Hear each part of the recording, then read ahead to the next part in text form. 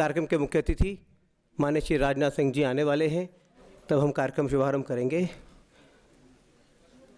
कृपया थोड़ी प्रतीक्षा करें।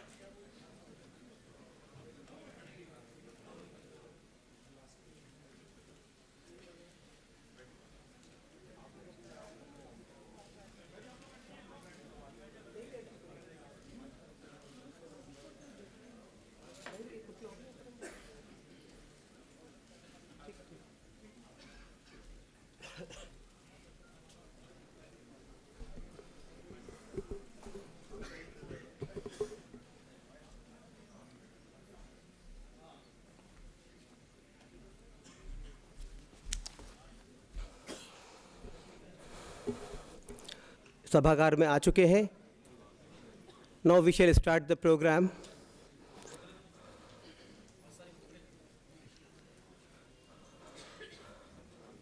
I request Siddharth Majumdar ji, Tanvi ji to please escort our chief guests on the dais. माननीय राजनाथ सिंह जी, डॉक्टर सुब्रमण्यम स्वामी जी, डॉक्टर किरण बेदी जी, श्री पीयूष गोयल जी, श्री स्वप्न दास गुप्ता जी, डॉक्टर विवेक देवरॉय जी और श्री एम.जे. अकबर जी, जो आज से इस परिचर्चा को संचालित करेंगे। कृपया सब आएँ और मंच पर अपना स्थान ग्रहण करें।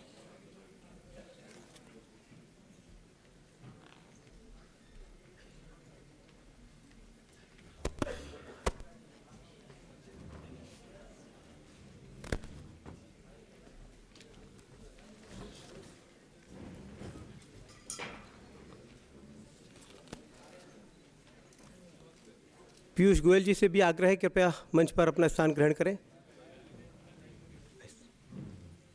Shri MJ. Akbar ji,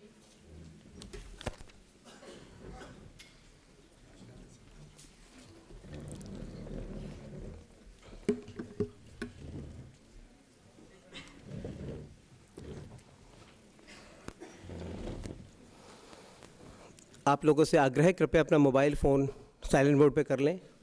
please put your phones on silent mode. नमस्कार। CAG, Citizens for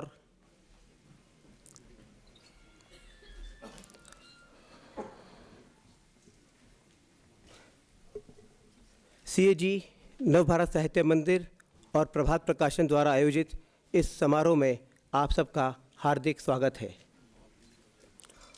I welcome all guests to this event in which books on the thoughts, vision and the life of BJP Prime Ministerial candidate Honorable Shri Narendra Modi will be launched and a dialogue on Moditva will be conducted.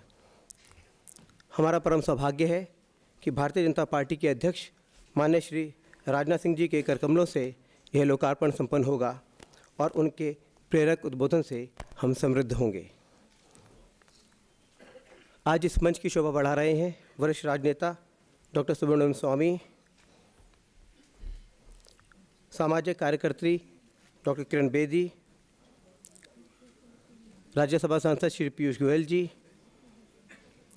प्रसिद्ध अर्थशास्त्री doctor विवेक देवरॉय जी, सुप्रसिद्ध राजनीतिक विश्लेषक श्री स्वप्न दास गुप्ता जी, वरिष्ठ संपादक Shri M जे अकबर जी, आप सबका हृदय से स्वागत है। I extend a very warm welcome to His Excellencies, the ambassadors and high commissioners of various countries who are here. मैं सबसे पहले मंचस्थ अभ्यागतों से अनुरोध करता हूं कि वे दीप प्रज्वलन कर समारोह का शुभारंभ करें। Please light the lamp so that we begin the program.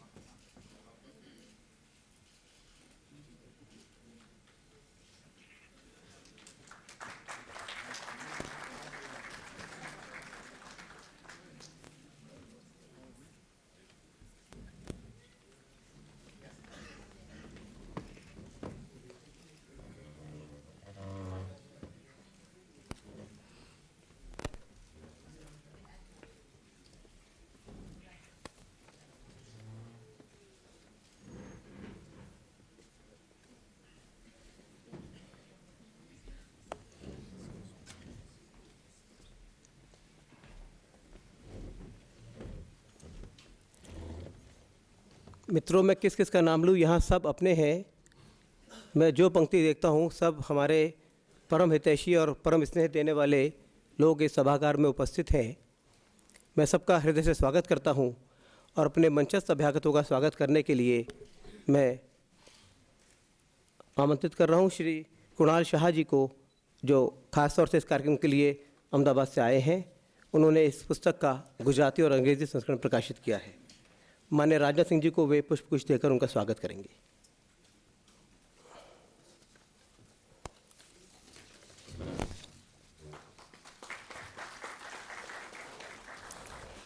Doctor स्वामी को पुष्पगुच्छ देने के लिए मैं पीयूष जी को आग्रह करता हूँ।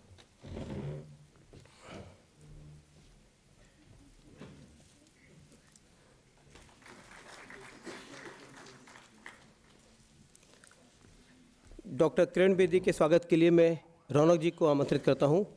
रौनक जी।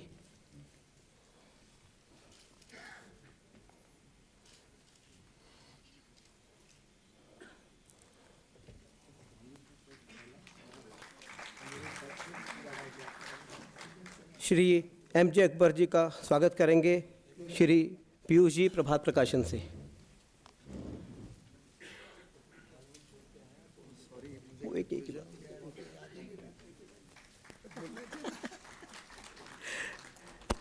प्रोफेसर विवेक देवरॉय जी का स्वागत करेंगे रौनक जी।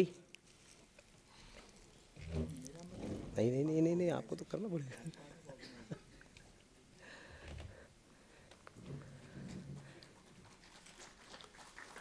श्री स्वप्न दास गुप्ता जी को स्वागत करेंगे श्री कुणाल जी।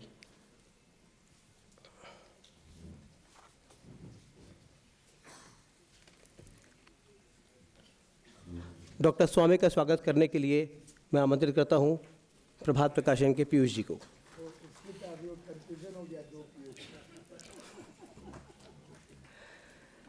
पीयूष गोयल जी भी हमारे अपने हैं, बिल्कुल बड़े भाई की तरह। मैं पीयूष जी से आग्रह करता हूं, पीयूष जी का स्वागत करें।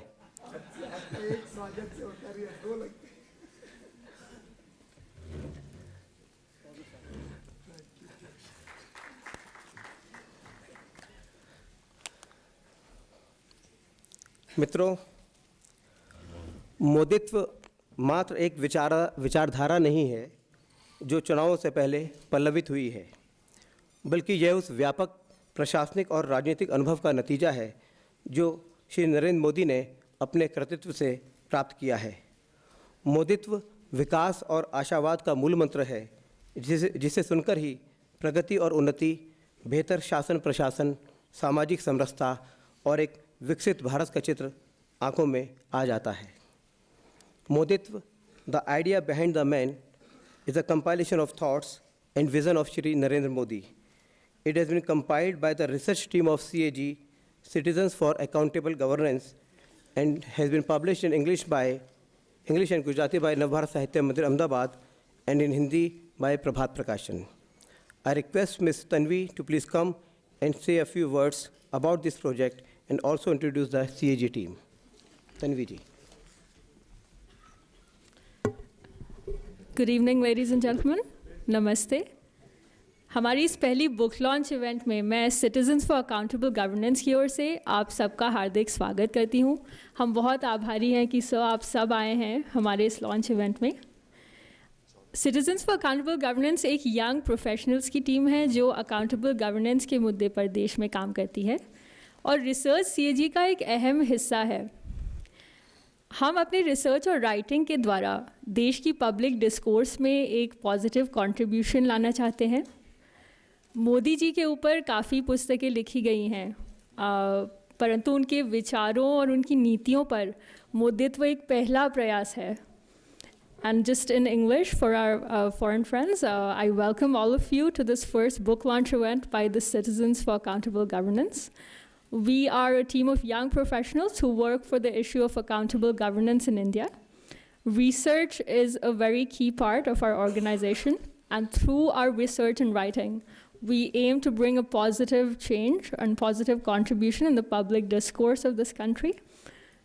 There have been several books written on Mr. Modi, but this book, Moditva, would be the first ever written on the ideas and policy ideas of Mr. Modi. So I welcome all of you to this event. अब मैं चाहूँगी कि CAG के काफ़ी सदस्य जो आपको दिख रहे हैं नीले कुर्तों में इस हॉल के चारों ओर, मैं चाहूँगी कि CAG की जो रिसर्च टीम है वो अपना संक्षिप्त में परिचय करें आपसे। I would like to invite members of CAG Research to introduce themselves on stage. And I will begin with myself. My name is Tanvi Ratna. I'm a foreign policy analyst. I did my master's in foreign policy from Georgetown University in Washington, D.C. And I used to work in Washington, D.C. as an analyst prior to coming here. I would like to invite Siddharth Mazumdar also to introduce himself. Hi, my name is Siddharth Mazumdar, and I did my graduation from Columbia University, and I was working as a policy analyst before joining the research team at CAG. Hi, my name is Karishma Malik. I've studied in institutions like SRCC, IIM Calcutta, worked at BCG, and after all my experience, I have understood why Modi ji and his ideology is right for our country, and that's why I'm here today offering my full support as part of the team from CAG. Hi, good evening. I'm Rinal Charan. I have done my MBA from SLIBM and a marketer by profession. I've worked with companies like Vodafone, Taj, Airtel, and a proud Indian who really wants to make some difference, whatever little I can. So I'm in this team. Thank you. नमस्कार, मेरा नाम सूरज कुमार सिंह है। मैंने IT Kanpur से MSc integrated mathematics and scientific computing में किया है और मैं गोरखपुर उत्तर प्रदेश से बिलोंग करता हूँ। Thank you. Hi, my name is Siddharth Maheshwari. I'm an entrepreneur by profession, and I'm an alumnus of IIM Bangalore and an engineer. Thank you. Hi, my name is Teesta Thakur. I did my graduation in economics from, my master's in economics from IGIDR Mumbai, and I worked with IFMR in Chennai for some time. Thanks everybody for your attention. I would like to hand the ceremony over to Mr. Prabhat. Thanks, sir. आप देखिए कैसे ये नवयुवा एक अच्छे काम के लिए अपने अपने करियर को छोड़कर नरेंद्र भाई के विचारों को आगे बढ़ाने के लिए जुड़े हैं और निश्चित रूप से ये युवा देश के भविष्य हैं। और जब ये इतने आत्मविश्वास से भरे हुए हैं तो मुझे लगता है भारत का भविष्य भी बहुत आत्मविश्वास से भरा हुआ होगा। अब मैं आग्रह करता हूँ माननीय राजनाथ सिंह जी से कि वे मोदित्व के इंग्लिश, हिंदी व गुजराती संस्करणों का लोकार्पण करें। आई रिक्वेस्ट माननीय Rajnath ji to please launch the book Moditva in Gujarati, English and Hindi.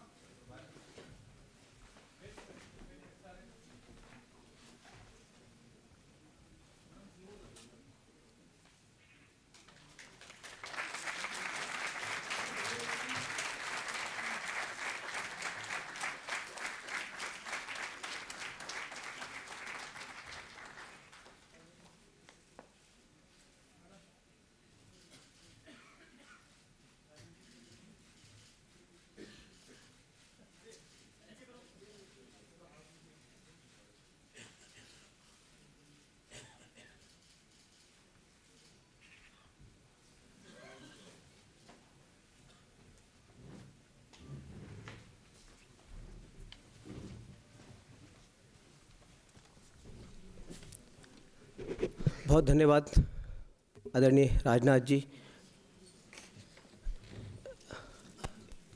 इस मंच में एक और विशेष बात है कि हमारे 3 लेखक इस मंच की शोभा बढ़ा रहे हैं। डॉक्टर सुब्रमण्यम स्वामी, डॉक्टर किरण बेदी और माननीय राजनाथ सिंह जी। कल ही माननीय राजनाथ जी के अध्यक्ष उद्बोधनों की पुस्तकें हिंदी और अंग्रेज़ी में प्रकाशित होकर हमने पहली प्रति उनके कर कमलों में दी थी। तो मैं अपने सभी लेखकों का भी अभिनंदन करता हूँ इस विषय पर। माननीय राजनाथ जी प्रखर वक्ता हैं, कुशल संगठक हैं और वर्तमान में भारतीय जनता पार्टी को आगामी लोकसभा चुनावों में विजय बनाने के एक संकल्प के साथ पूरे देश का भ्रमण कर रहे हैं। आज उनका कार्यक्रम पहले से तय था, उन्होंने उसे निरस्त कर इस कार्यक्रम में आने के लिए स्वीकार किया। हम उनके आभारी हैं। उन्हें एक पार्टी की मीटिंग के लिए उनको जाना है, इसलिए वे हमें संबोधित कर वो चले जाएंगे। मैं उनसे आग्रह करता हूँ वे हमारा मार्गदर्शन करें। माननीय राजनाथ जी।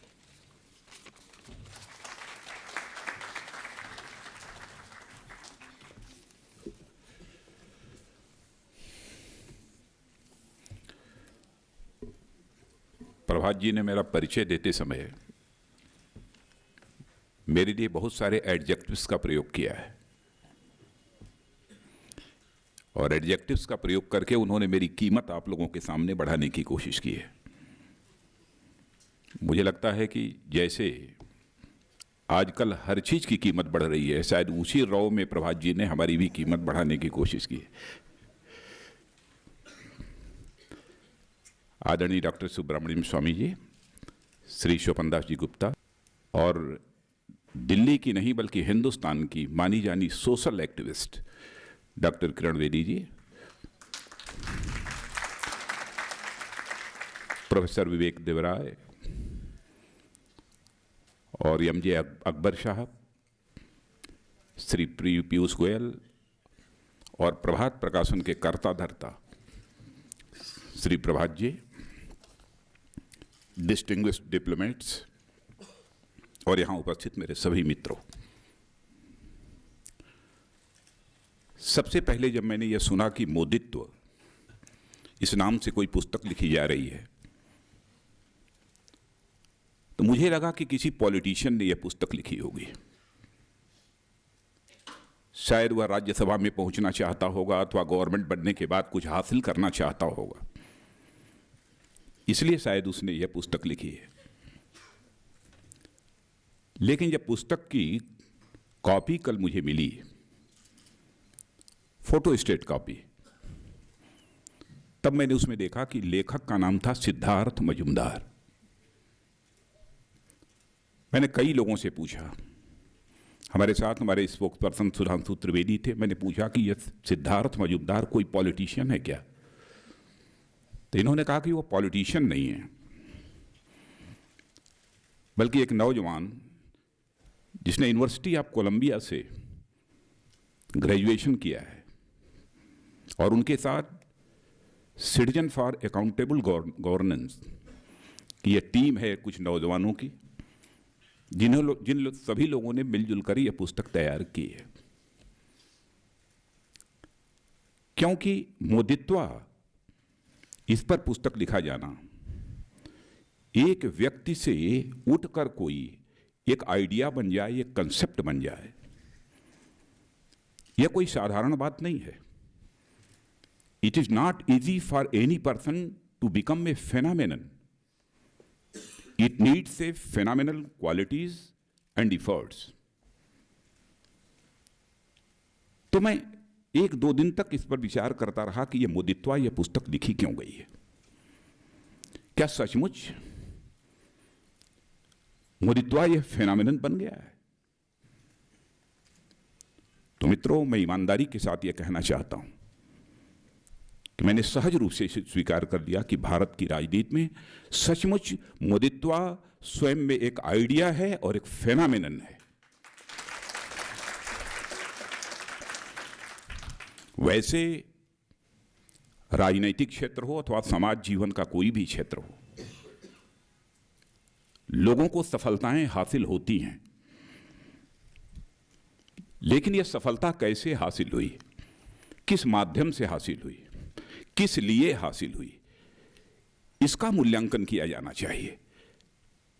सफलता हासिल करने के लिए सोर्स ऑफ इंस्पिरेशन क्या है, प्रोसेस क्या है, और सफलता हासिल करने के लिए टारगेट क्या है, इन 3 चीजों पर विचार किया जाना चाहिए। और इन तीनों पैरामीटर्स पर मैंने नरेंद्र भाई के पूरे, उनकी जो स्टाइल ऑफ फंक्शनिंग है, उनके द्वारा जो काम किया गया है, उनका जैसा व्यक्तित्व है, इन सबको मापने की भरपूर को मैंने कोशिश की। नरेंद्र भाई का हमारा रिश्ता आज का रिश्ता नहीं है, 20वें वर्ष का रिश्ता है। उत्तर प्रदेश का जब मैं चीफ मिनिस्टर बना था, उसके कुछ ही महीनों के बाद वह गुजरात के चीफ मिनिस्टर बने थे और उनकी ओथ सेरेमनी में भाग लेने के लिए मैं स्वयं गया था।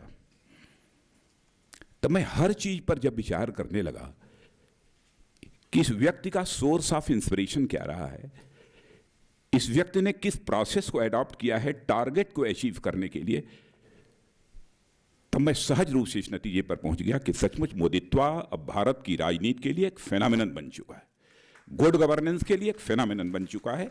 इसे मैंने सहज रूप से ही स्वीकार कर लिया। जिस व्यक्ति ने बहुत ही गरीबी से अपनी जिंदगी की शुरुआत किया हो, गरीबी के संत्रास के झेल को झेला हो, और वह व्यक्ति आज लगभग 120-125 करोड़ की पॉपुलेशन की कंट्री में लोगों के दिलों में अपना स्थान बना लिया हो, यह कोई साधारण बात नहीं है। कोई विलक्षण प्रतिभा का ही कोई व्यक्ति यह कर सकता है। वैसे मुझे याद है, पता नहीं हमारे राजदीप सरदेसाई जी यहां हैं कि नहीं हैं, नहीं है शायद। सबसे पहले 2002 में जब गुजरात में विक्ट्री हुई थी भारतीय जनता पार्टी को, और मोदी जी के लीडरशिप में जब चुनाव हुआ था, तो अपने चैनल पर कमेंट करते हुए राजदीप सरदेसाई जी ने कहा, it is not the victory of Hindutva but it is the victory of मोदित्वा।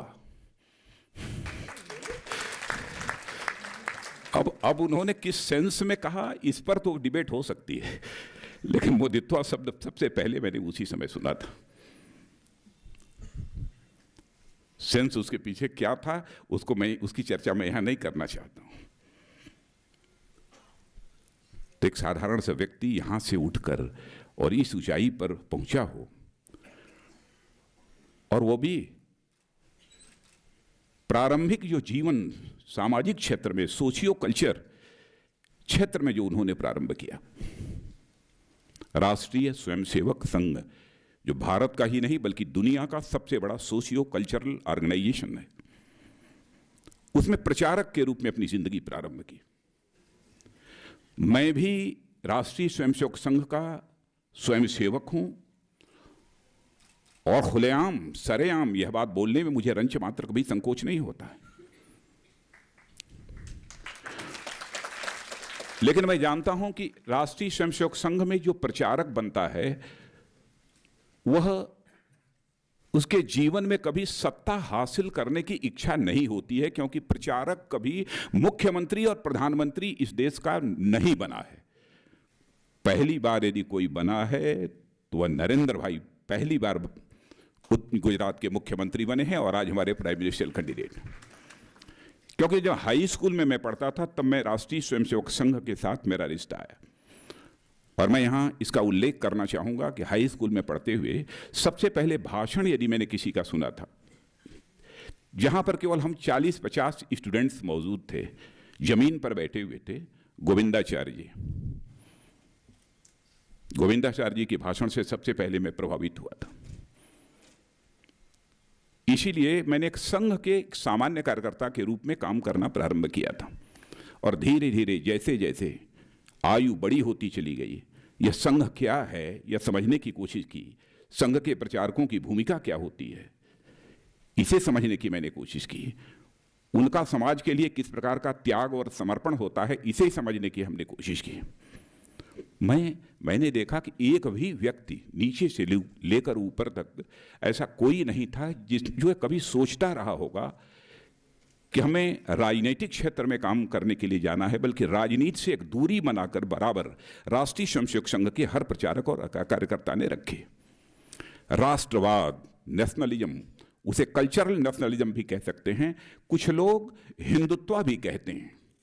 वैसे हिंदुत्व इस शब्द का प्रयोग करते हुए मुझे रंच मात्र भी हेजिटेशन नहीं होती है।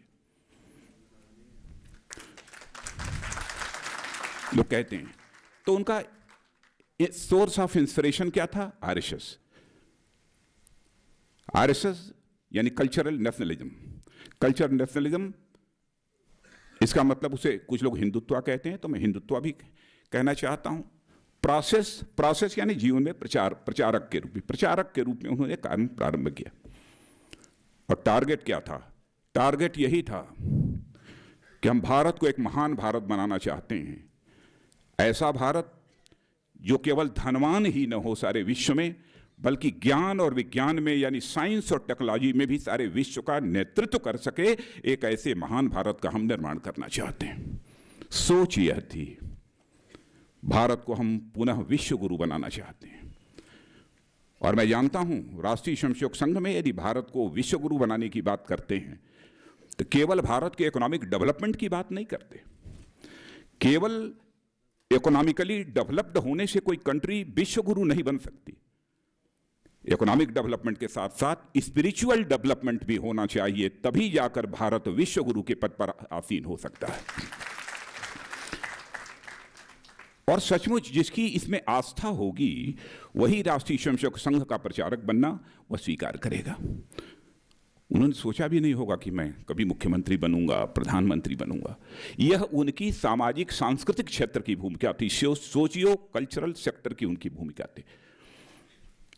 और उसके बाद राजनीतिक आंदोलन, जेपी आंदोलन में भी बड़ी सक्रिय भूमिका का उन्होंने निर्वाह किया। और मैं यह भी जानकारी आपको दे देना चाहता हूं कि जब भारतीय जनसंघ में उन्होंने प्रवेश किया तो संगठन मंत्री के रूप में, हमारे यहाँ परंपरा है कि भारतीय जनता पार्टी अथवा इसके पहले जो भारतीय जनसंघ हुआ करता था उसमें यदि कोई संगठन मंत्री के रूप में भूमिका निभाता था तो यह पक्की मुहर उसके ऊपर लग जाती थी, वह पार्टी का अध्यक्ष कभी नहीं बन सकता है, वह मुख्यमंत्री, मंत्री अथवा प्रधानमंत्री कभी नहीं बन सकता है। यह एक शर्त होती है। डेस्टिनी को जहां ले जाना था, जो रोल उसको किसी के द्वारा प्ले कराना था, डेस्टिनी ने वह रोल प्ले कराया है।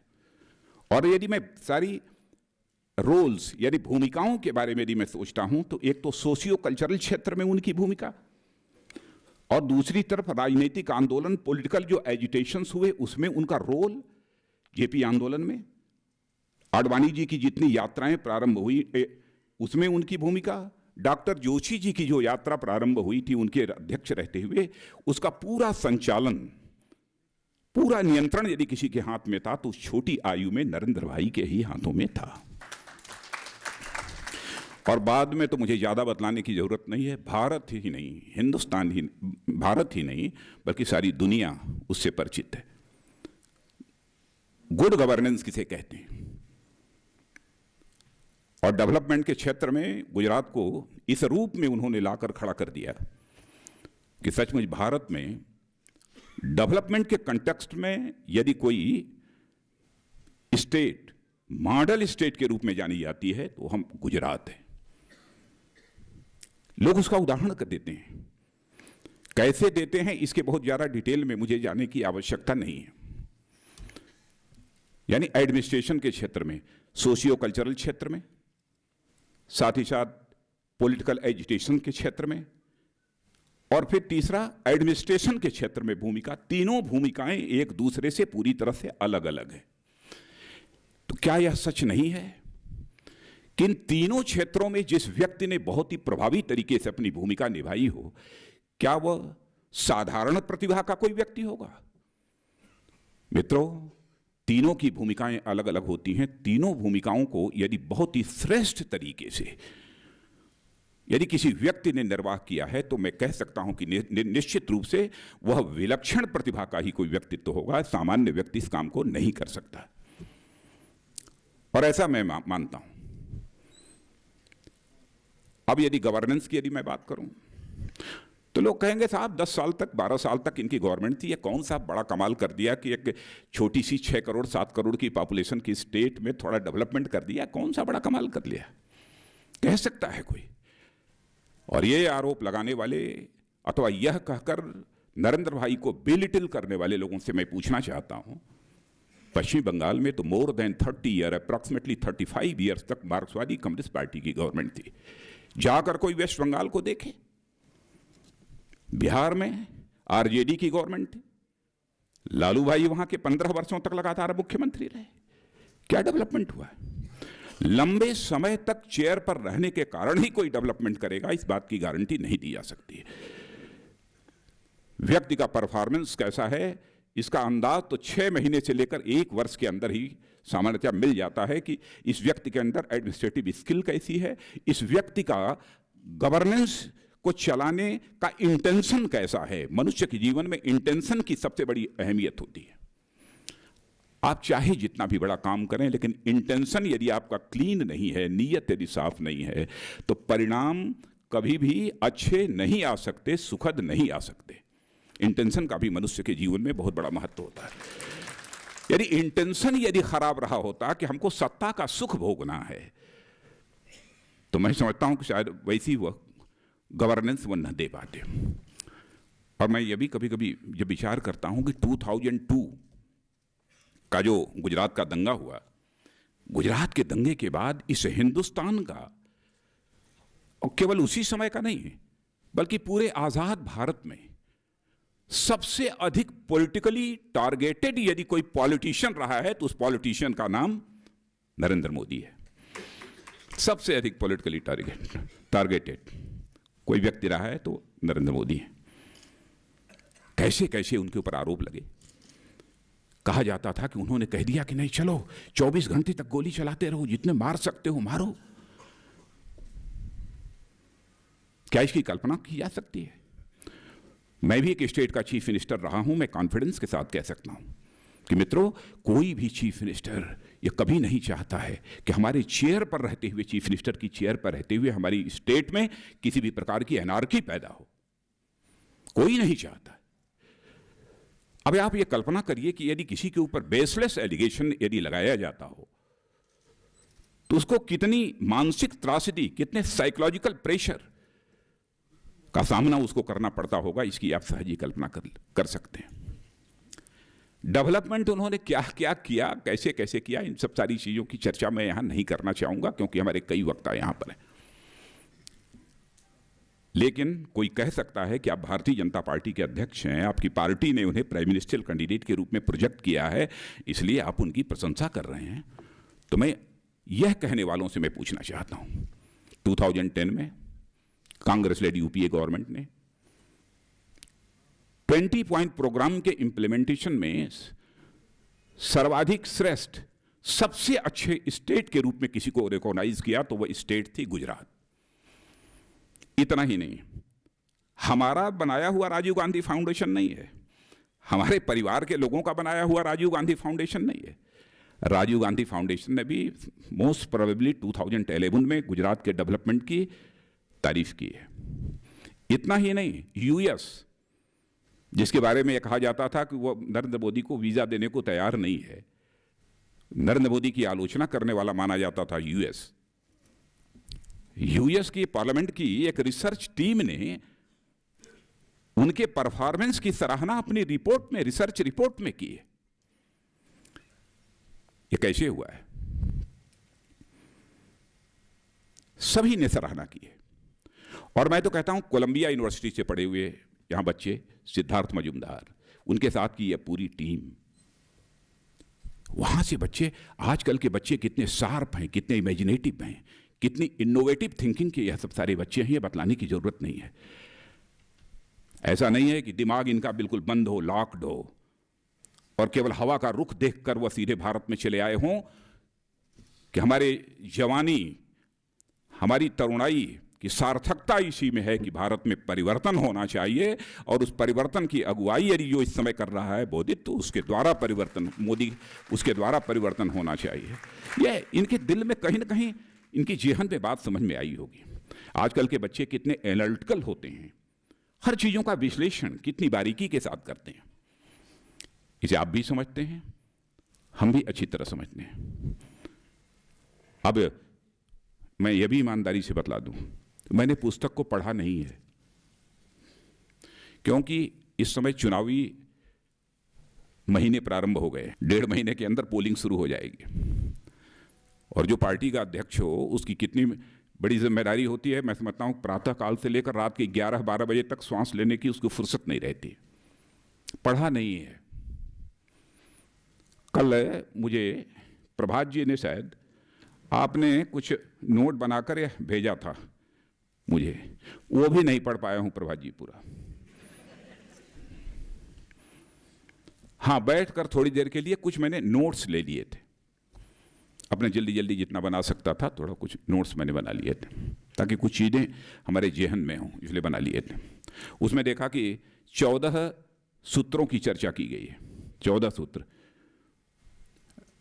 उसमें सेकुलरिज्म के बारे में है कि सेकुलरिज्म का मतलब, नरेंद्र भाई ने जो कहा है, सेकुलरिज्म मीन्स इंडिया फर्स्ट। भाई हमारी जेहन में तो कभी यह बात नहीं आई, सेकुलरिज्म का मतलब इंडिया फर्स्ट। अब यह बात सही है कि कुछ लोग उन्हें सेकुलर नहीं मानते हैं, हाँ, लेकिन उन्हें मैं यह बतलाना चाहता हूं कि नरेंद्र भाई परवर्टेड सेकुलरिज्म में विश्वास करने वाले नहीं हैं, बल्कि नरेंद्र भाई पॉजिटिव सेकुलरिज्म में विश्वास करने वाले हैं। परवर्टेड सेकुलरिज्म में नहीं, बल्कि पॉजिटिव सेकुलरिज्म में विश्वास करने वाले व्यक्ति। जाकर कोई देखे गुजरात में, बहनों भाइयों, इस हिंदुस्तान में किसी स्टेट में माइनॉरिटीज की पर कैपिटा इनकम सर्वाधिक है तो वह गुजरात स्टेट में है। यहां के चीफ मिनिस्टर को कम्युनल कहा जाता है। क्या हिंदुस्तान में केवल 2002 में ही कम्युनल राइट हुआ? क्या दूसरे राज्यों में नहीं हुआ? क्या हजारों इस प्रकार के राइट्स नहीं हुए? क्या वह बीजेपी के रिजिम में हुए, मोदी के रिजिम में हुए? क्या यह सच नहीं है कि वहां पर मिस्टर हितन देसाई, कांग्रेस के जो मुख्यमंत्री हुआ करते थे, उनके रिजिम में भी एक दंगा हुआ जिसमें कि सारे मस्जिद और मजार तोड़ डाले गए? क्या यह सच नहीं है कि असम में मिस्टर सैकी आके रहते, चीफ मिनिस्टर रहते हुए 24 घंटे के अंदर 5000 से अधिक लोगों की जानें गई थी, मर्डर हुआ था? भूल गए लोग। केवल वोट बैंक की पॉलिटिक्स की जो सोच है, उसके कारण केवल देश की जनता को याद दिलाया जा रहा है, डिवाइड एंड रूल, देश की जनता को बांटो और राज करो। केवल एक ही लक्ष्य है सामने। वैसे और भी बहुत सारी चीजें हैं, मैं उन सारी चीजों का उल्लेख नहीं करूंगा क्योंकि कई हमारे यहां पर विद्वान वक्ता बैठे हैं, वो अपने विचार व्यक्त करेंगे। लेकिन एक बात और जो मुझे लगी, उन्होंने कहा कि मिनिमम गवर्नमेंट और मैक्सिमम गवर्नेंस, शायद मिनिमम गवर्नमेंट और मैक्सिमम गवर्नेंस देश को आज़ादी हासिल होने के बाद ही इस देश में रही होती तो आज जो देश की दुर्दशा है, देश की दुर्गति है, शायद हमको ये देखने को न मिली होती। मैक्सिमम गवर्नमेंट रही है, मिनिमम गवर्नेंस रही है इस देश में। अब आज क्या हो रहा है, माने देश की गरीब जनता को पेट भरने के लिए भी फूड सिक्योरिटी बिल लाने की जरूरत पड़ रही है। ये गवर्नमेंट कर रही है। ये गवर्नमेंट क्यों करने की जरूरत पड़ी है? क्यों? गवर्नेंस नहीं थी, गवर्नेंस नहीं थी। महंगाई यदि बढ़ जाती है, वेजिटेबल्स की यदि कीमतें बढ़ जाती हैं तो क्या होता है? गवर्नमेंट ठेला लगाकर सब्जी बेचने लगती है। दिल्ली में दाल और चावल की गवर्नमेंट ये बेचने लगती है। यह अंतर होता है मिनिमम गवर्नमेंट और मैक्सिमम गवर्नेंस के बीच का, यह अंतर होता है। यह सब जो एक कंसेप्ट दिया है। अब गुजरात में मैं समझता हूं कि बहुत सब्सिडी और ये और वो बहुत सारी जो चीज़ें दी जाती हैं बहुत ही कम है, बहुत सारे अन्य स्टेट्स की अपेक्षा बहुत ही कम है। वहाँ पर गवर्नेंस है। कैसे कॉमन मासेस को का एम्पावरमेंट किया जाए, कैसे उन्हें शक्तिशाली बनाया जाए, कैसे उनके अंदर क्षमता पैदा की जाए, यह सब बहुत सारे काम किए हैं। ऐसे 50 काम मैं इस समय गिना सकता हूँ, लेकिन 2 घंटे 2.5 घंटे का समय लगेगा, इसलिए उसकी चर्चा यहाँ पर नहीं करना चाहता हूँ। हाँ, यह मैं ज़रूर बतलाना चाहता हूँ कि अभी इधर जो रैलियाँ हुई हैं सारे देश भर में, तो स्टेट्स की जो रैली हुई हैं पूरे राज्यों की, मैं और मोदी जी हम दोनों साथ रहे हैं।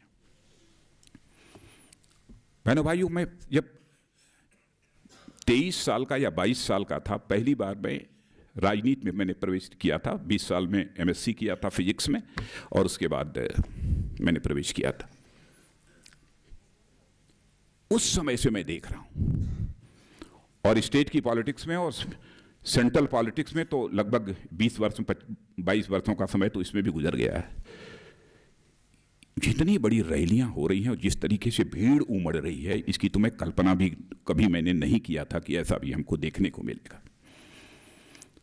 और ऐसा होता है कि कभी केवल भीड़ लाई जाती है, लेकिन भीड़ यदि स्वयं यदि किसी को सुनने आती है, और उस भीड़ में नौजवानों का जो उमंग और उत्साह देखने को जो मिलता है, ज्वार जो उनके अंदर देखने को मिलता है, मैं कह सकता हूं जेपी मूवमेंट था तो उस समय थोड़ा यह ज्वार हमको नौजवानों के अंदर देखने को मिलता था, लेकिन आंदोलन के प्रति वह ज्वार था।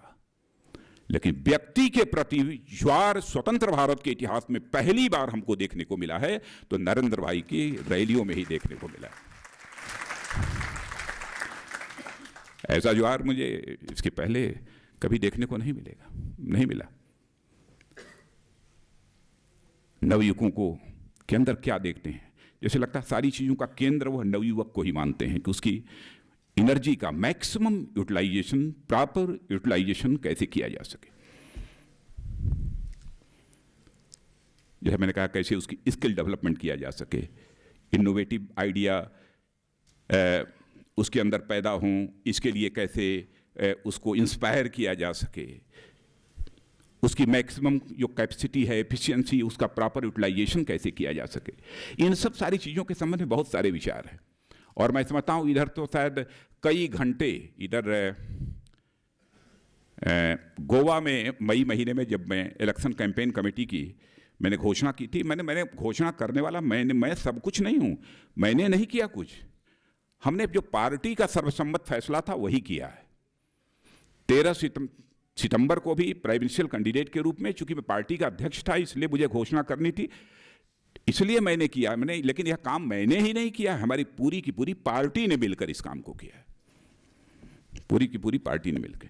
तब से मुझे बहुत लंबे समय तक साथ रहने का अवसर मिला है और भिन्न भिन्न विषयों पर उनके साथ हमारी बातचीत हुई है।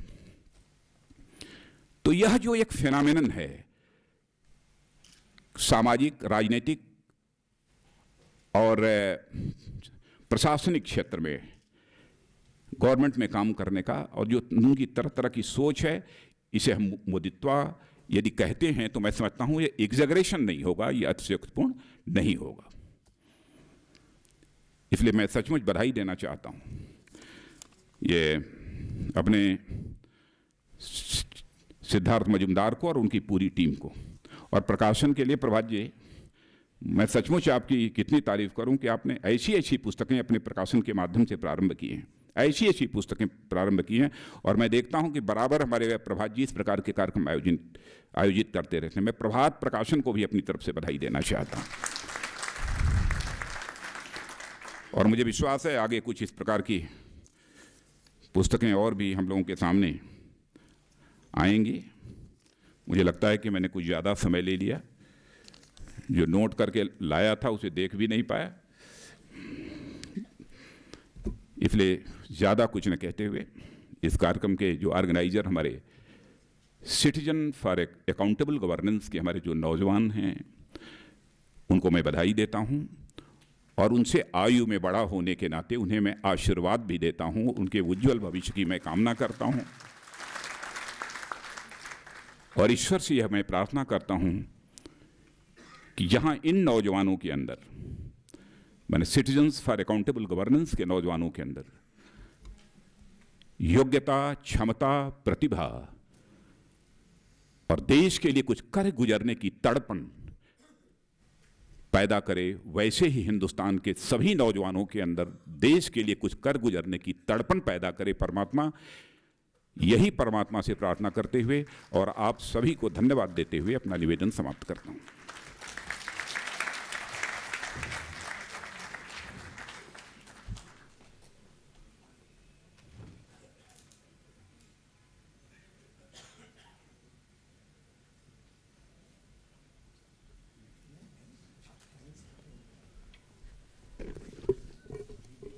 पूर्व निर्धारित कार्यक्रम में माननीय राजनाथ जी को जाना है।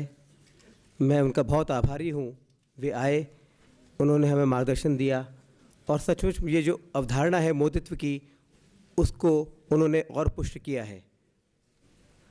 कार्यक्रम का पहला चरण यहाँ समाप्त होता है। अब मोदित्व पर परिचर्चा के लिए मैं ये मंच आदरणीय श्री M.J. अकबर जी को सौंपता हूँ। वे इस परिचर्चा में सब लोगों से संवाद करेंगे, विभिन्न विषयों पर बात करेंगे।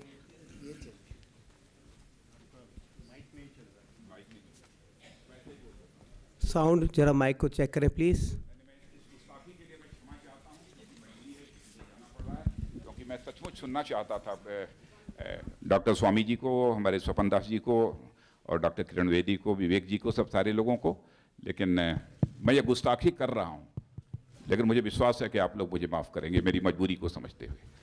बहुत बहुत धन्यवाद।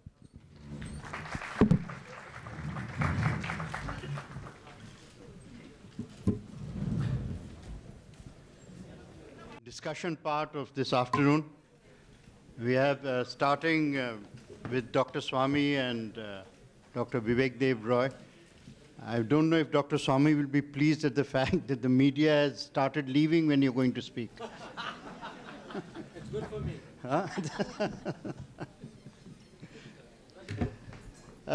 It gives me great pleasure to be with you and to sort of initiate these discussions. I'd just like to begin. I've read this book, when I got a copy only this morning. The very first sentence of the book, I think, sets the tenor for change outside the conventional realm of expectation. The very first sentence is a definition of secularism. The essence of secularism is that all religions are equal before the law. I think there is no better definition of secularism. That, Indian secularism is not Europe's secularism of Karl Marx or of Voltaire. India's secularism is equality of every faith, both before the law and within society. And therefore, it is only in India and nowhere else in the world that you can get up in the morning and you can hear the bhajan, you can hear the azan, you can hear the church bells peal, and you can hear the gurbani. There is no other country in the world where you can hear all four at the same time.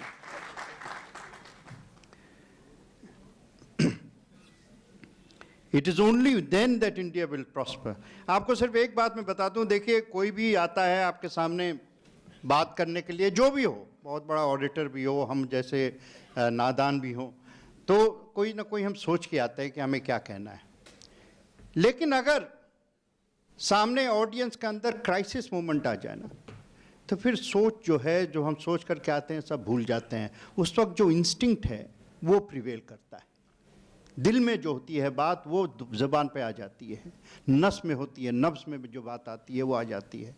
और इस बात को मैं देखा अपने सामने आंखों में। मैं पटना में जब नरेंद्र मोदी का भाषण हो रहा था और उस वक्त बम छूटने लगे थे मैदान में, क्या किसने क्या किया था वो तो अलग है अपनी बात, लेकिन सामने तो ज़िंदगी मौत का सवाल था ना। उस वक्त तो एक क्राइसिस मोमेंट था, इंडिविजुअली कलेक्टिवली सबकी। उस वक्त मोदी ने क्या कहा था मैं शायद नहीं भूलूंगा कभी, और वही है सेकुलरिज्म। उन्होंने साफ कहा था कि हमारे हिंदू भाई सोच लें, तय कर लें, गरीबी से लड़नी है या मुसलमान से लड़ना है। और हमारे मुसलमान भाई सोच के तय कर लें, हिंदू से लड़ना है या गरीबी से लड़ना है। दोनों बातें नहीं हो सकती। और ये हम इस मुल्क में तय कर लें कि हमें गरीबी से लड़ना है, किसी आपस में लड़ना है, ये हो जाए, ये बहुत बड़ी बात हो जाएगी। और अगर यही हमारा भविष्य है तो मैं आज सुकून के साथ इस भविष्य का इंतज़ार कर सकता हूँ। This book also, just briefly, has some tremendously and very eclectic list of role models. I've very rarely seen such a collection of role models. I'm sure when you read, you'll find out. And I'll just give you a little list. Chanakya, Ashok, Akbar, in a sense, have become cliches. Let us be frank about it. We all use these three names. But what is found very interesting, and only those who have studied history will understand the impact and meaning of the other names. Sher Shah Suri, the founder of infrastructure as a developmental concept. Jahangir, just not only justice, but I think somebody should read the Jahangirnama, or should be made into part of a curriculum. The laws of governance or the rules of governance are fascinating. By the way, two of the things which I will direct your attention to: no octroi, no taxes on trade between Bengal up to Kabul. No tax, no internal taxes on trade. And full security for every citizen wherever he travels. That was the meaning of security and economics. Krishna Dev Rai. From there to Thatcher. But most interesting was the citation of the Napoleonic Code as the basis of what should be secularism. That France may be a Catholic country, it doesn't matter, but every religion has equality before the law. So, there are lots of pearls out here, including concepts, minimum government, maximum governance, you've also heard. I just want to leave a thought with you that all manifestos in any election are equal.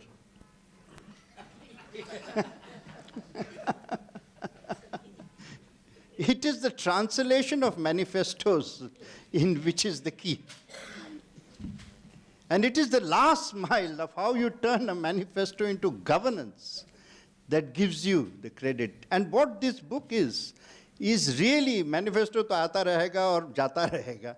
This book is a dictionary or an indicator of how precisely that manifesto will become part of an emerging India's reality. And I'll tell you very basic, if I had to sum it up into a simple words, this is the story of how every Indian, he says over and over again that I don't care whether we win by any number of votes, but the government is for every citizen, including those who have not voted for us. And it says, if I had to sum it up, it's bijli, kapda, dukan, anaj, naukri. These are the 5 essentials which are essential for India and will be the basis. And I just want to leave this thought that when we began with secularism, that we end. Let us remember, and this is what this reminds me, onions and potatoes have no religion. Blood and sweat have no religion. Water has no religion. Industry has no religion. Every Indian deserves the right of opportunity, and every Indian deserves the right to rise a few rungs on that ladder of success. Only that means something for all of us. I open the discussions with my very old and very good friend, Dr. Swami, and Vivek Devroy, who I'm sure who needs no introduction as an economist. And let me please allow Dr. Swami, would you like to take the floor first?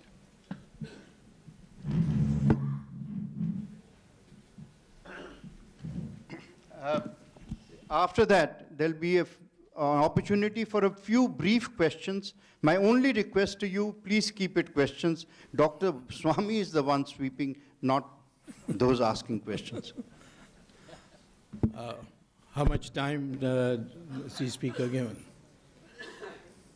All right. According to Harvard rules, you can take 2 minutes.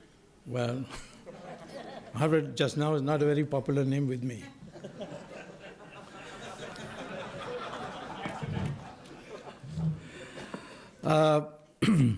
First, Mr. Chairman, distinguished panelists, first I want to congratulate the CAG for bringing out a book which is very, very appropriate at this moment of time, because the world over there's an acceptance that Mr.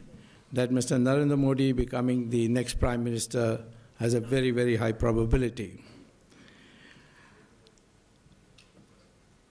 What the world in the beginning should know is that Narendra Modi is not a thinker who, in economics, which is the topic assigned to me, thinks in the traditional framework of the way the economics is taught all over the world.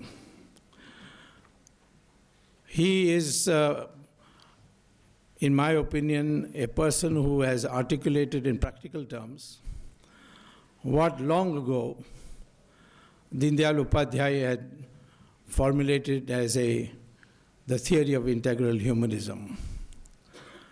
Throughout his writing, speeches, and what has been extracted here in this book, the emphasis is material progress must harmonize with the spiritual development. The economics that is taught all over the world is one-dimensional theory, which is purely how you can either maximize your profit or maximize your production. And the question of value system doesn't figure in any of these discussions. Going through the book, Moditva means, of course, Modiness. That is the distinctiveness of being Modi, or what is the subtitle idea behind the man. So after reading the book, I would like to present my points in terms of principles that he has initiated in this book, what comes out of this book. The first key proposition of Mr. Narendra Modi is what I would call as the market principle, where he says that people will be willing to pay for assured good quality goods and services they need for their economic activity, and there's no need to subsidize it. This he has demonstrated in the supply of electricity to farmers and industrialists in Gujarat. The second principle is that what we have to ensure as a part of this market principle is that there is a level playing field for both the producers, the competitors, the consumers. And when you apply this principle, certain things which look as if you are against the market principle can be easily explained. For example, the question of Walmart coming to India. Walmart will come to India with the benefit of receiving funds from American banks at 2% interest. And they will be able to participate in the cheap labor that India has. If the existing Indian traders have to compete with Walmart, they will have to access capital at 12 to 18% and compete with Walmart for the same cheap labor. This is not a level playing field. And it could be made overall, there could be a compensation if the Americans would allow our companies to take our labor to their country and build roads and houses and so on, where we have an advantage, and draw on the capital, cheap capital of America. That the United States will not agree on the grounds of immigration. So this inequity, this lack of level playing field, is the reason why the BJP has been against allowing Walmart into the country. The second key principle is what I call as responsive governance, and that is, in Modi's own words, that as society progresses, the focus of government must shift and change and adapt. That is, the government must withdraw from some areas and enter other areas. And then he, of course, quotes Chanakya, saying that the government is the chariot and the people have to be the charioteers. So this less intrusive government, more extensive government, a healthy balance that is to be achieved between authority and accountability, is what he has called as the participatory budget. The third key proposition that comes out of this book is known as what I call as the optimization principle, that in every economic decision there is not only private costs and private profits or gains, but there is a social cost and a social gain. And therefore, for example, if you have a factory which pumps in smoke into the atmosphere, the factory owner may make profit, but the society loses because the health hazard that creates. Or if somebody starts an orchard, then a person next door can set up a beehive and benefit from the fact that the bees can go and extract honey from the blossoming flowers before the fruit. So these are things which are part of the social gains which he wants to focus, and therefore he has advocated that every economic decision must take into account the social costs and the social benefits. The fourth key principle that comes out of his writings is that of decentralization. If I may put it in a simple way, what essentially he's saying is that if you have a complicated problem of an n-dimensional complicated problem, you convert it through decentralization into n problems of one dimension each, which are easy to solve. Instead of taking the n-dimensional problem as a totality, you break it up through decentralization into simpler problems. And the final, the example I can give you is what the Japanese did to the American radio and television industry. The Americans were producing Motorola and so on, were producing radios in a greatly integrated production system, where the material came through one door and the transistor or the radio or the television came out of the other door. What the Japanese did was they took the transistor, for example, the radio, and broke it up into several parts and had each part produced in a small industry framework where the overheads were very low. And therefore, the costs of production came down steeply, and that's how the Japanese were able to put Motorola and American companies in these areas out of business. Finally, throughout Narendra Modi's writings, we find great emphasis on productivity and innovation. We all know that but for innovation, the growth rates wouldn't have accelerated over the last 200 years the way it did. Railways, Bessemer steel plant made a big difference to industrial revolution. Then jet engines, fax machines, teleprinters, they made a big difference in the early 20th century. Internet now has completely transformed the way production is conducted now, and the transaction costs have come down. So Mr. Modi, in his writings, his speeches, shows that this is the focus that has to be given. And after all, if India has a population below the age of 35 of more than 70%, and this is the young population which will produce the innovation. And we have got many areas where we can produce new innovations. The use of thorium. We have got probably 40% of the world's thorium deposits. Uranium will be exhausted by 2050. So to convert thorium into usable uranium and thereby generate power is a great advantage we have.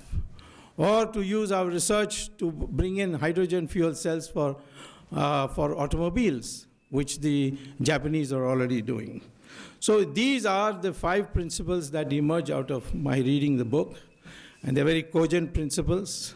It's a new way of viewing economic development and economic policy, and I think this original way of thinking is more suited to our culture, our value system, and therefore I really congratulate the publishers of this book, and particularly the Prabhat publishers and Mr. Majumdar for putting together this, Majumdar and his team for putting this book for the benefit of the people. Thank you.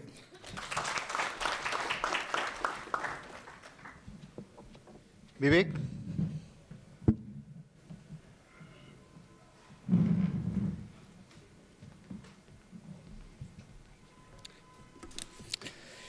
Thank you, Mr. Chairman and ladies and gentlemen.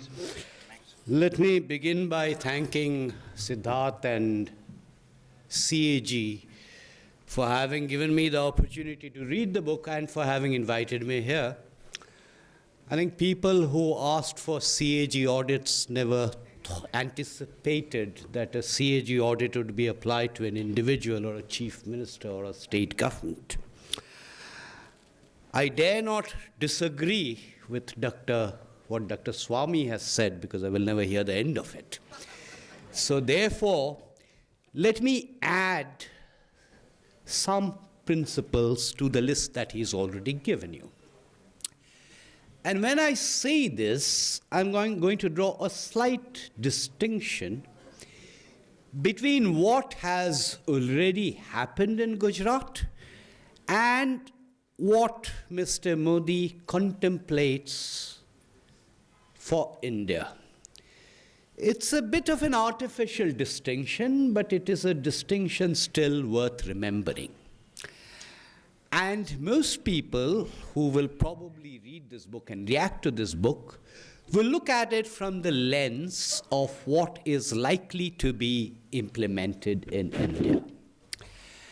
And those 14 items that Siddharth and his team have chosen, quite understandably, reflect a certain bias. There is a subjectivity. It's inevitable. Had I been asked to list out some principle from Gujarat, I would have listed probably a different set of principles. So let me flag for you some items which I don't think are adequately directly mentioned in that book. Number one, Dr. Swami has already mentioned, but let me underline that in a slightly different kind of way, and that is decentralization. Decentralization in several senses. Decentralization, particularly given the fact that Gujarat already had a very strong root in Panchayati Raj development.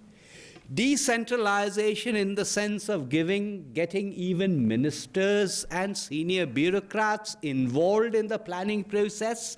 Decentralization in terms of permitting feedback loops so that you listen to what people want. And the entire planning process is geared towards that. And this is a very important principle, because while we have been talking about it in Delhi, certainly in Yojana Bhavan, nothing very much has happened. And here is a state where that decentralization has now gone down below the block level. It is even percolating down to the village level. The second principle I want to mention is, what exactly do citizens want on the part of the government? I think the first item, the first thing that citizens want on the part of the government is ensuring law and order. That's the reason why we elect governments in the first place. So I would like to flag the law and order part of it. I think the next thing that people want are things like roads, electricity, water, skills, education, health. And what I want to mention here is the explicit recognition that the government cannot necessarily do everything. And why does the government have to do everything? If I can ensure that there is private provisioning, why should government financing necessarily be linked with government provisioning? And I can give you examples of this in Gujarat, and I can give examples of that from Mr. Modi's speeches also. The third item, which I think is extremely important, is whether you have a good policy or whether you have a bad policy, that has to be implemented by the bureaucracy. If you do not empower the bureaucracy, if you do not enthuse the bureaucracy, there is no way development or governance, however you define those terms, is going to happen. And one of the things that's happened in Gujarat is, again, I don't have the time to give you specific examples, is this empowerment of the bureaucracy, this involvement of the bureaucracy. And when I'm talking about the bureaucracy, I do not mean only the All India services. The cutting edge and the blunting edge is below that. So when I'm talking about the bureaucracy, I'm really talking about below that. Connected with the bureaucracy very quickly, there are issues of budgetary processes which have gone through changes which are not adequately recognized. There are issues of breaking down the silos across government departments and ministries, I'm talking about state government, which also are not adequately recognized. And finally, the last principle, which is that in the last resort, beyond that enabling framework, beyond that enabling environment, beyond the provisioning of the physical infrastructure and the social infrastructure, if I'm going to have anti-poverty programs, poverty fundamentally is a household characteristic. It does not have anything to do with religion, caste, gender, ethnicity. So therefore, the anti-poverty programs and development, and MJ referred to it in an indirect kind of way, they have nothing to do with whatever subsidies one is going to have. These principles represent what might be called the Gujarat template. There is no Gujarat template.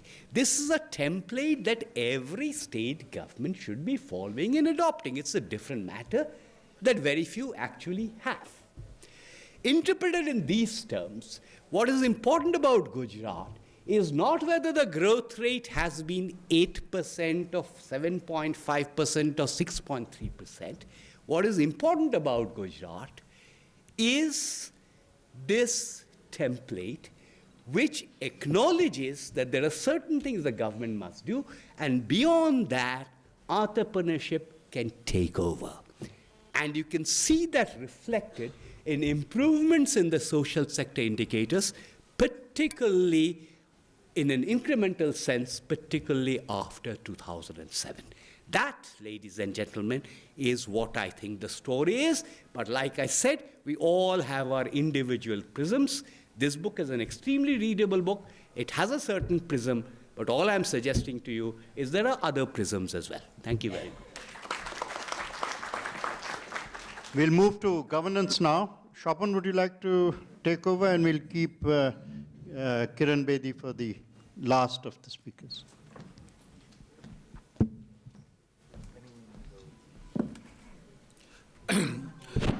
Thank you, MJ. I'll be extremely brief because I think you've had an overdose of speeches today.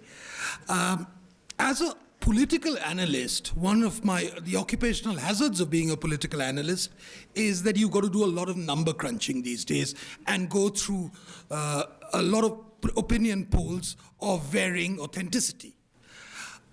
Now, one of the common features of these opinion polls, which I've found, is that invariably the popularity of Narendra Modi exceeds the popularity of the BJP by something between 15 to 20%.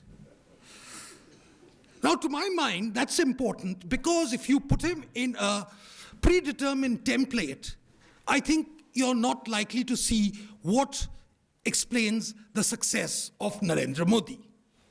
So Narendra Modi has to be seen, of course, within the prism of the BJP, but he's got to be seen something which is a little different. My contention is the popularity of Narendra Modi lies because he is in many ways a rebel against the system, a rebel against entrenched interests in society, some of whom I find are represented here. He is a rebel against all the assumptions which have guided what we mean by the India story. Now, let me be a little more candid. If I was to say what appeals, what is the extra zing which Narendra Modi brings to the table, it's not merely the Gujarat model, as it's being called. Because in a national election, the theory that one size fits all is best left to the Planning Commission, an institution which I hope we will see the last of after May 2014. But every state has its own dynamics. Every state has its own culture. Every state has its own rhythm. To mindlessly transplant what took place in Gujarat into a different cultural and economic context doesn't make any sense. But what does make sense is to learn from certain approaches which we can profit from. And I think the success of Narendra Modi beyond Gujarat, incidentally, when he came onto the national platform, everyone assumed, oh my God, India is not Gujarat. Of course it's not Gujarat. But the success of Narendra Modi was precisely because he knew India wasn't Gujarat, and his popularity was because of certain wider appeal. And the first iconoclastic principle which he applied to Indian politics was that, unlike the rest of the politicians, he was not concerned with the size of the state. Everyone else, you go to any budget speech, we have increased the outlay in social welfare from 7,000 crores to 8,000 crores, thump, thump, thump on the desk. He was concerned with something else, which is the efficiency of government. So for the first time, the term efficiency was introduced as a principle of governance.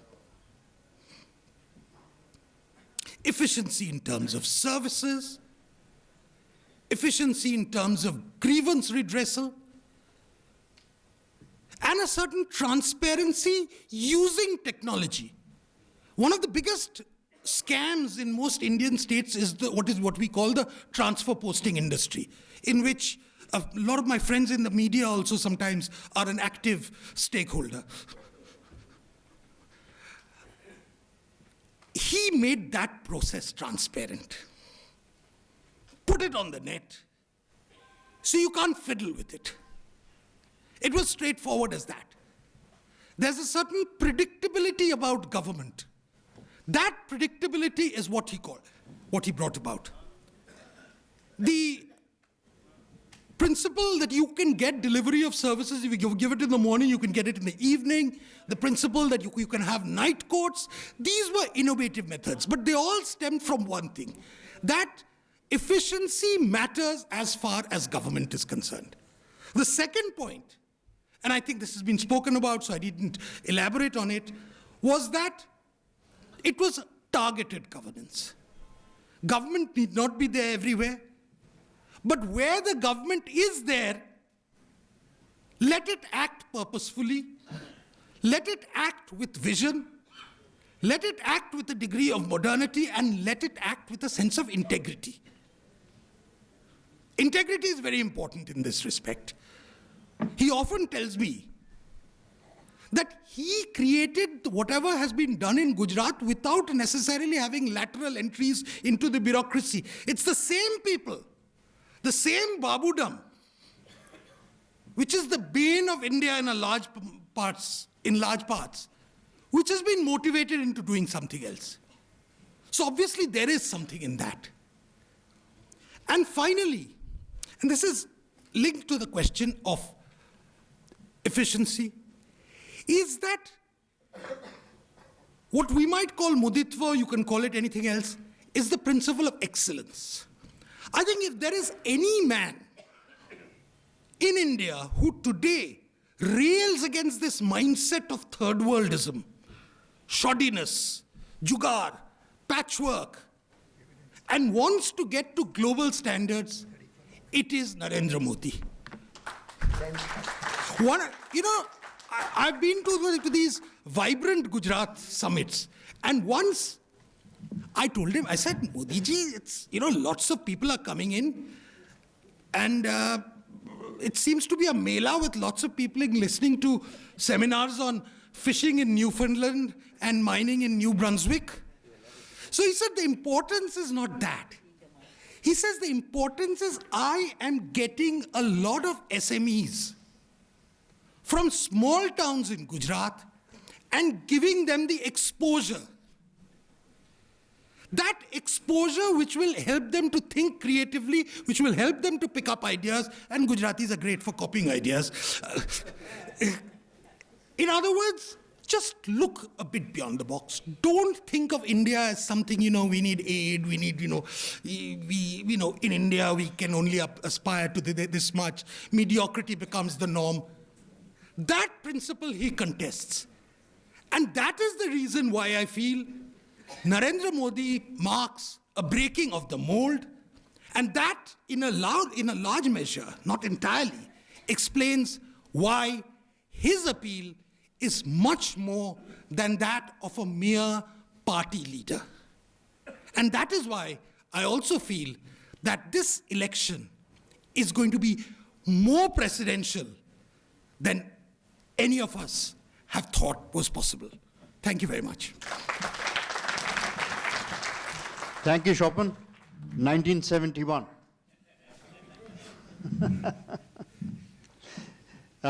Finally, well, not finally, Piyush will round up the... Let's have some Q&A and then... They all have a 6 o'clock deadline. So we'll ask Kiranji, please.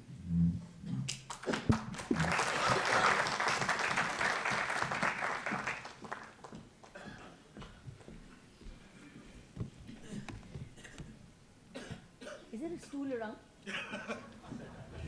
Is there a stool around? एक stool है? मैं नहीं तो आधों को तो देख नहीं पाऊंगी. No, madam, your intellectual height is much more than yours. I haven't expressed it yet. If there is a stool, I'll wait. Otherwise, I'm fine.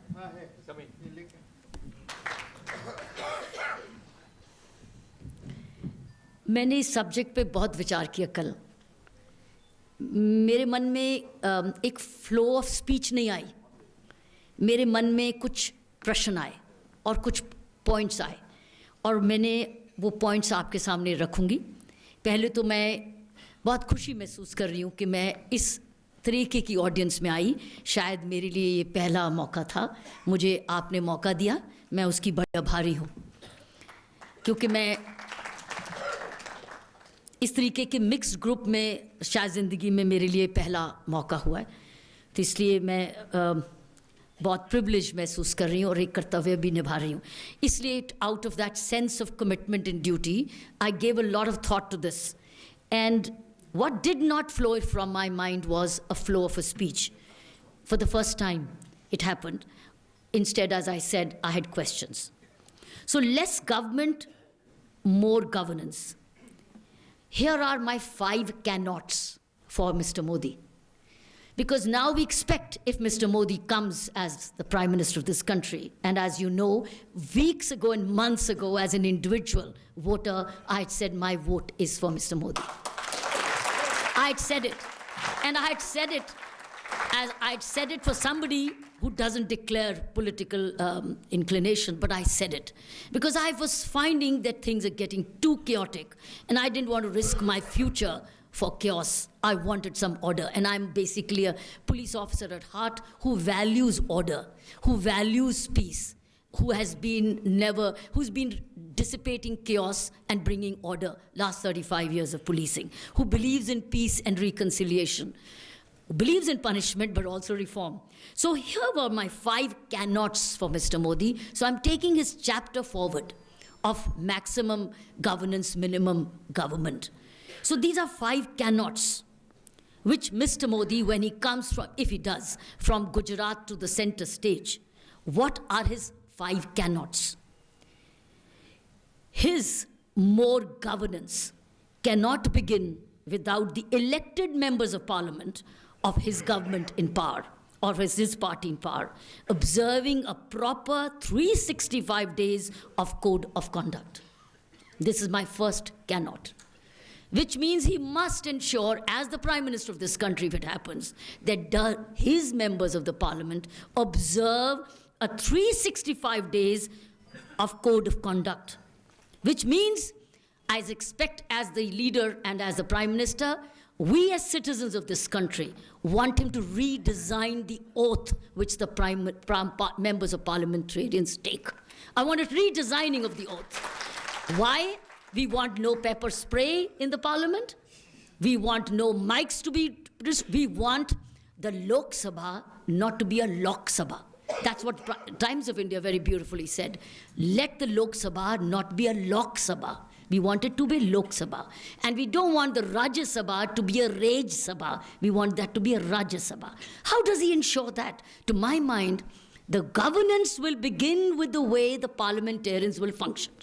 To my mind, this is the biggest challenge before him as a different kind of Prime Minister who leads the Parliament and the Lok Sabha and Rajya Sabha towards performance rather than disruptions. So this is my first cannot, which he cannot, as if he wants to be having maximum governance, minimum government, to establish that how do his members of the Parliament and his party perform. Second, the government in power cannot be in maximum governance, with Parliament delivering the least, as I said. These are my 2 points combined. Third, cannot be in maximum governance without the right officers at the right place. Without the right officers at the right place. And to my mind, here are the key right officers and the key positions which changes the destiny of that place. I've experienced this 35 years. Whenever we got the right police commissioner, we moved on. When we had Mr. Ved Marwa, we did a lot. When we had somebody else, we had problems which are still under investigation, friends. And God knows how long they will. So what I'm saying is, he cannot have maximum governance if he doesn't put in place a system of right people for the right post, which means, which are those posts I'm looking at? I'm looking at beginning with the right cabinet secretary. The cabinet secretary oversees all 100 union government secretaries. What kind of cabinet secretary we have? Because the cabinet secretary is a very important link between the rest of the secretaries and the Prime Minister's office.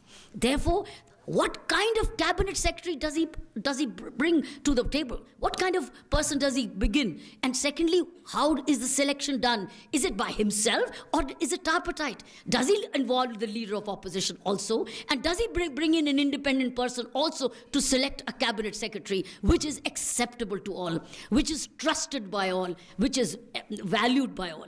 So what are the other key positions? The chief secretaries of states.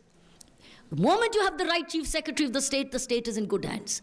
The moment you have a weak chief secretary, you have Uttarakhonds. That is the result of a collapse of administration. So what I'm saying is, he wants minimum government, but maximum governance. And that comes through right chief secretaries, right director generals of police, and right revenue commissioners. If he ensures this as a prime minister of a system where these three positions, that means he assures administration and effective coordination, he assures law and order by right director generals of police. At the moment, we look for the weakest. We look for the weakest, and not the most efficient, but the weakest. We need to find the strongest and the most strongest and professionally sound. Revenue takes care of revenue generation, which means huge amount of money in the kit. So that means you got money, you got law and order, and you got governance, you got administration. You can't do with less government then. Next point, which he cannot wait, is cannot keep emptying the government money, putting into leaking buckets. He cannot. He has to check the plugs. He has to plug the leaking buckets. He cannot just keep emptying. What we are looking for is immediate leadership and populism, where you bring money, saved money from one account and put into leaking buckets. So in the end, we just keep borrowing money every year. We live on borrowed money. He has to ensure that all the leaking buckets are stopped. That alone will ensure good governance. And last, fifth point, which is cannot, is he cannot ignore the 2 crore public servants we have in this country today, and it was rightly mentioned. It's top to bottom. So while we talk about the chief secretaries, the DGPs, and the revenues, we got to have the bottom-up approach. We literally have 2 crore government employees in this country. Literally 2 crores. To be exact, would be 1.74. We literally have employing all municipal employees, half contract employees. This country has 2 crore. How do we deal with them? And so they cannot stay at a 19th century mindset with 20th century government processes with 21st century needs. How does he as a prime minister address that? 2 crores. That means we need to link them. Now, I'm on the final five cans, which he's doing. But I'm looking at the 5 cans. I finished with the cannots. So let me look at the 5 cans.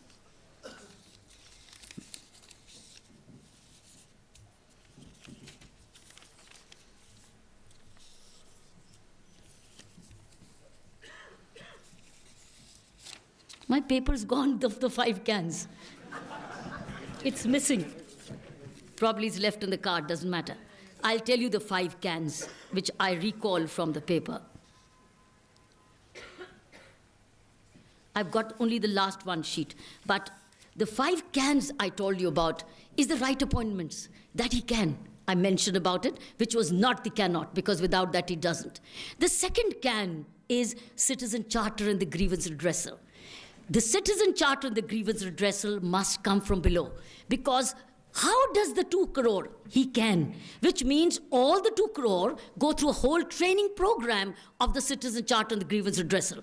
If it comes by ordinance, excellent. I think the future government would be gainer. If this government doesn't bring it by ordinance, bring it anyway. And some states already have a civil delivery system. They already have. Chhattisgarh has in many states. That's why they've been voted back to power, because they did it. When they did it so well, the whole country needs it. That's the second can is citizen charter, grievance redressal with a call-in system. Then I need help. I need this legal assistance. I think that's a very vital point where the postings, transfers, systems of the civil services, which I've mentioned, he can. Secondly is the citizen charter and the grievance redressal systems with a call-in system for help. Next point is cooling off period, which he can. The cooling off period has to come. And it applies as much to the judiciary, my friends. If we don't have a cooling off period of the civil servants at least for 2 years, how do you expect them to give the best judgments till the end? They have to go back to the common man. The civil servants, 2 years cooling has to be mandatory, which means that you will have a holiday. You may not have your favorites coming in straight away for key positions, but then after 2 years, Mr. Prime Minister, you will start reaping the reward of neutrality. These people would have gone back to the public, gone back to their private homes, gone back to be one of the public servants, got off the white ambassadors, got off the VIP culture, and then see what did they do with the people? How did they realize what was the other side of the fence? I've said this, the possible cans. Any paper left there? Let me check. There was one very good. 1 minute.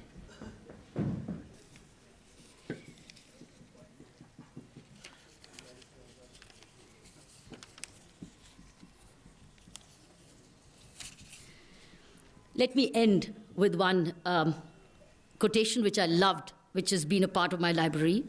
It is the duty of government to make it difficult for people to do wrong. It is the duty of the government to make it difficult for people to do wrong. It is the duty of governance to make it easy for people to do right. That is what we are looking for, and I think that's the system which we are looking for from Mr. Modi. We have very high hopes. We do hope that our destinies will change for the better, and that we will go from stagnation, decline, to progress and development. Thank you.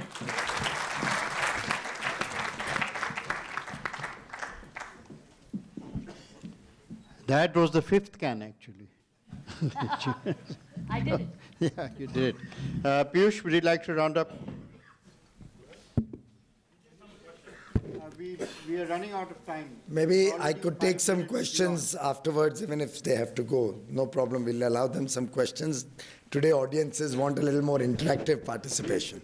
You have to have somebody to answer that. I'll wait. I'll stay back and answer if anybody has any questions. Thank you very much, Mr. Akbar. A very, very grateful thanks to all the panelists. It was wonderful of all of you to come here today. And most importantly, I think a big round of applause for our young, enthusiastic CAG participants. It's really very, very enthusing for all of us to see the energy that they have, the way they put in all the best efforts, the leadership that they provide to this movement. Prashant Kishore and his young team of very, very brilliant, very educated, very experienced, and extremely charged up young CAG boys and girls. A big thank you to all of you from all of us who are a part of the party and with Modi ji. Please keep up the good work, and we really appreciate what you're doing. I have very good news for all of you. Even I did not know it, but I feel very privileged to announce that a part of the proceeds of this book will be going for the Modi for PM fund. They want Modi ji to be the PM, and they have voluntarily said, Saurabh and his team, that we want to give this the proceeds of this book largely for the Modi for PM fund. A very big thank you as the treasurer of the party to all of you.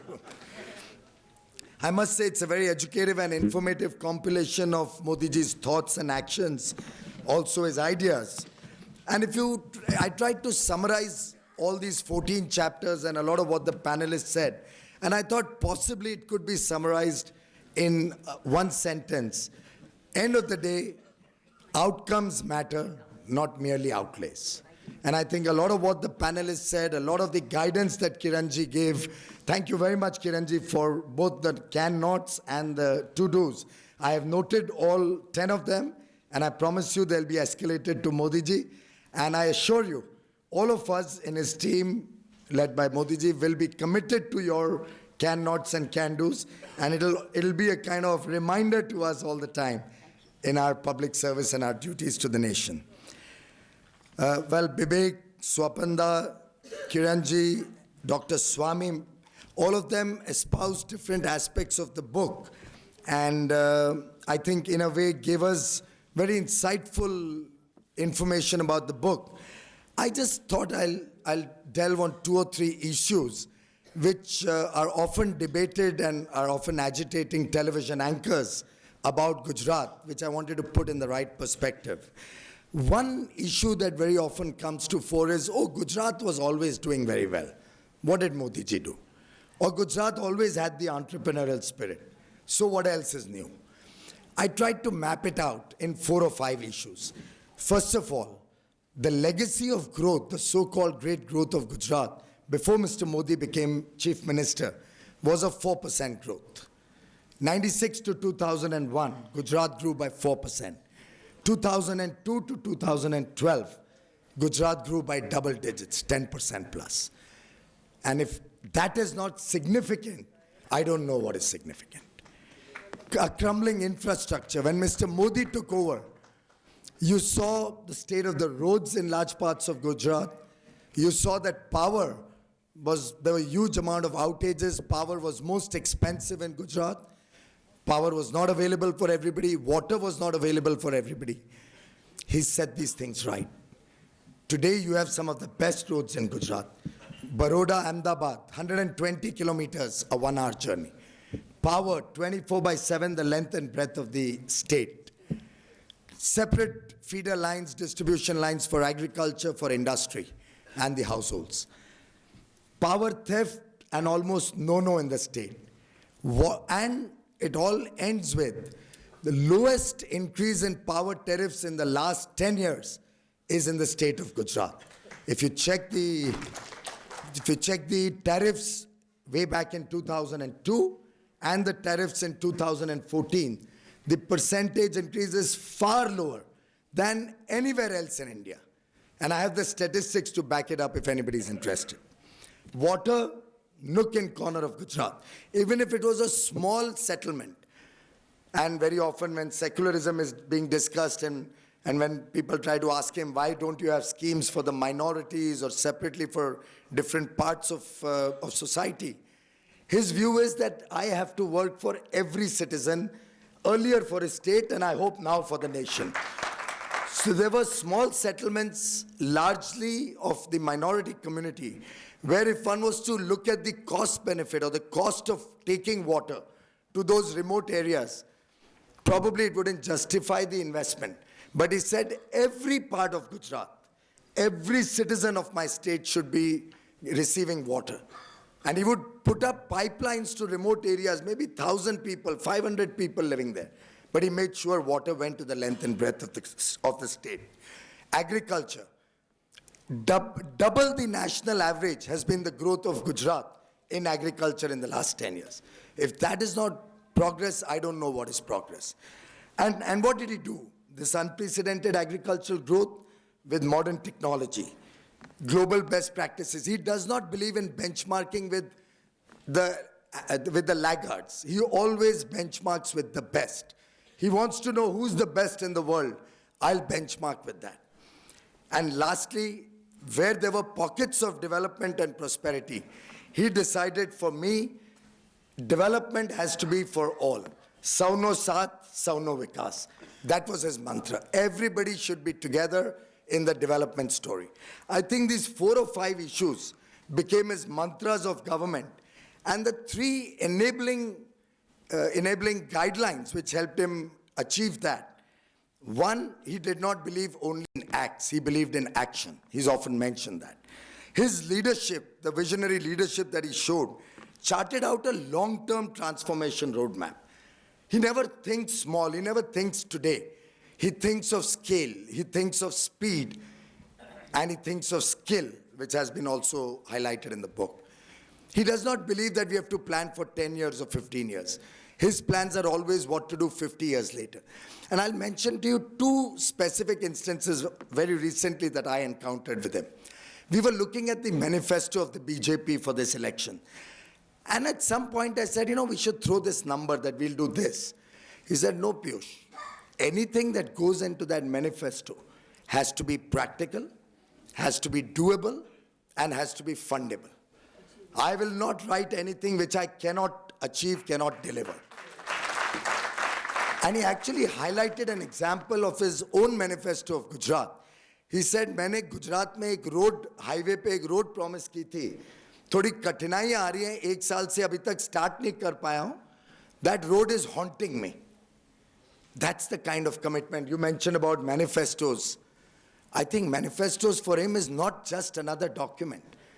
He commits himself to the manifesto.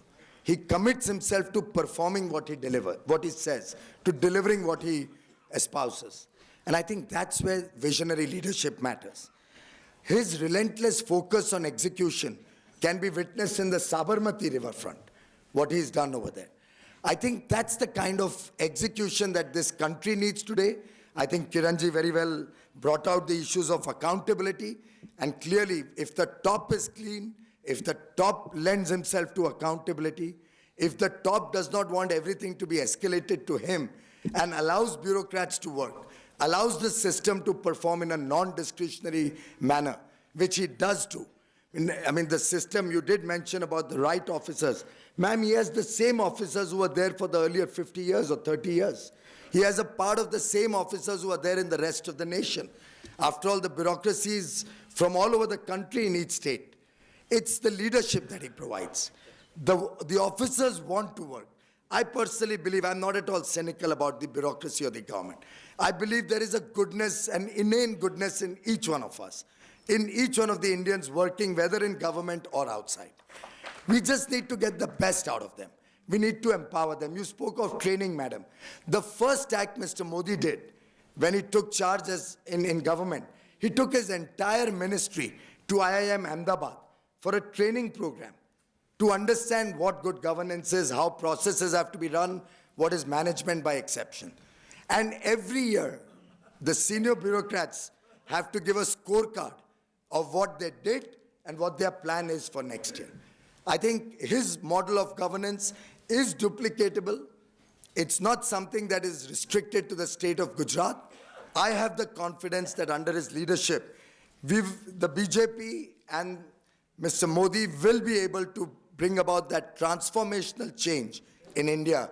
And Moditva will be a guiding light, a guiding principle for the team, for Mr. Modi's team, for all the people who will be associated with him in ensuring that we deliver good governance, we empower India, as was mentioned earlier, and we empower every Indian out of the deprivation and poverty that this country has witnessed for many years, not merely by slogans, but by action.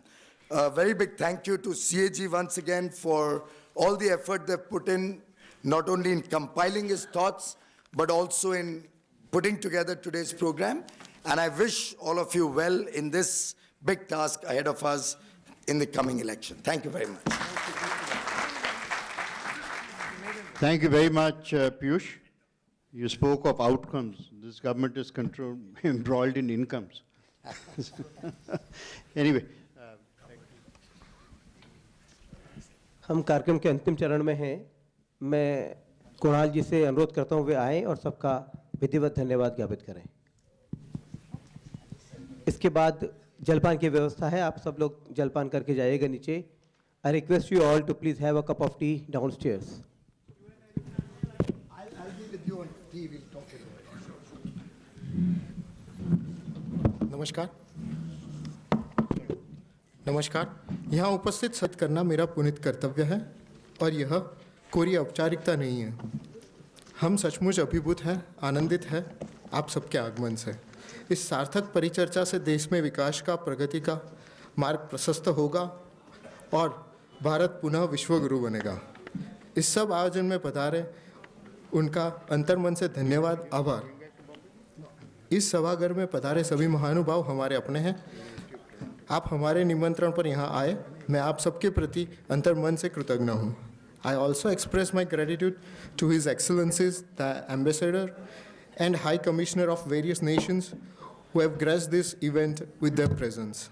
Print और electronic media के सभी बंधुओं का यहाँ आने के लिए आभार. पुनः आप सबके प्रति मेरा कोटि कोटि आभार. आप सबसे अनुरोध है कि कृपया बाहर जलपान के लिए पधारने का कष्ट करें. Thank you.